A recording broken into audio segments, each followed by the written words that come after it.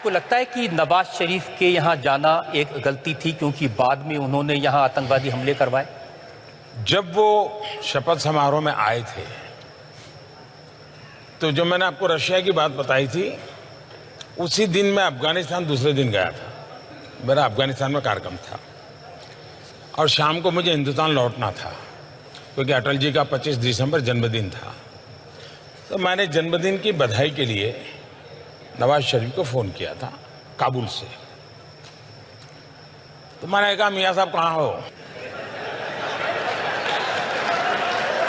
तो उन्होंने कहा, मैं लाहौर हूँ। मैंने कहा, यार कमाल हो, तुम रावलपिंडी रहते नहीं हो, लाहौर रहते हो।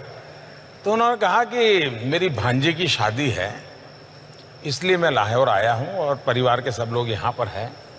तो ऐसे पूछा, आप कहाँ? मैं कहा, मैं काबुल हूँ और हिंदुस्तान जा रहा हूँ। तो बोले, आप यहाँ होकर के जाइए।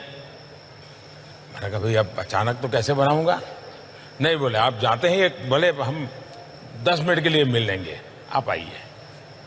तो मैंने हमारे विदेश मंत्री सुषमा जी को फ़ोन किया काबुल से। मैंने उनसे कहा कि भाई मैं तो धर्म संकट में फंसा हूँ। मैंने इनको बधाई के लिए फ़ोन किया और उनका बड़ा आग्रह है और मेरा मन करता है कि जाएं तो अच्छा रहेगा। आपका क्या मत है? बोले, मुझे अच्छा लगता है कि आप ही तय करो।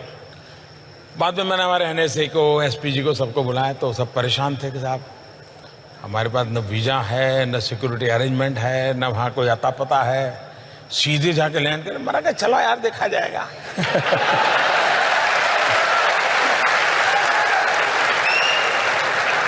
तो हम लाहौर गए एक सदिच्छा से, क्योंकि वो मेरे यहाँ शपथ समारोह में आया तो मुझे लगता था कि शायद एक जेन्युइन व्यक्ति हैं, कुछ कर पाएंगे और मुझे सिर्फ कर्सी कॉल करना है। तो हम करीब आए, वहाँ पहुँचे तो उनका भाई मेरे हेलीकॉप्टर में मेरे घर जाना होगा।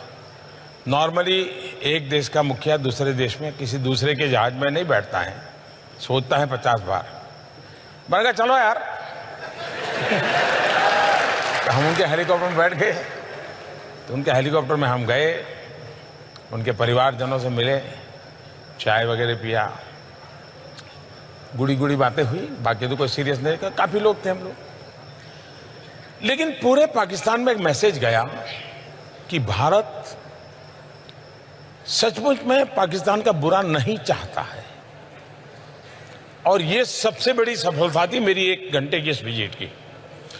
कॉमन मैन, पाकिस्तान के कॉमन मैन के दिल में जो झूठ फैलाया गया था, उसको मैसेज चला गया कि हिंदुस्तान पाकिस्तान की आवाम का भला चाहता है।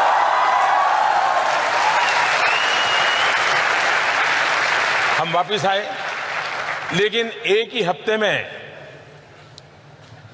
पठानकोट हो गया। अब ये जो लोग एनालिसिस करते हैं उनको एनालिसिस करना चाहिए।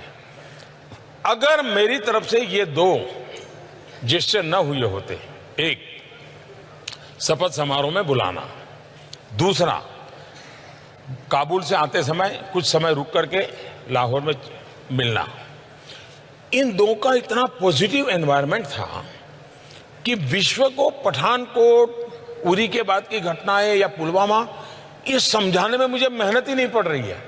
लोग की दुनिया मान गई कि मोदी सच है। देखिए, उसने कोशिश की थी, ये गड़बड़ पाकिस्तान की है। तो ये 2 घटनाएं ने हिंदुस्तान को आने वाले कई वर्षों तक लाभ होने वाला है। ये जिनको समझ नहीं है वो झूले पर क्यों बैठे और चाय पीने क्यों चले गए। कुछ लोग तो बिरयानी बीच में ले आए हैं। हाँ। तो ये लोगों को कुछ समझ ही नहीं है जी। या तो उनके दिमाग में राजनीति इतनी भर गई है कि राष्ट्रनीति भूल जाते हो। राष्ट्रनीति सर्वोपरि होती है, राजनीति तो बात की बात होती है। लेकिन देश का दुर्भाग्य है कि अब, और मेरे नसीब में ऐसा विपक्ष मिला है, मैं क्या करूं।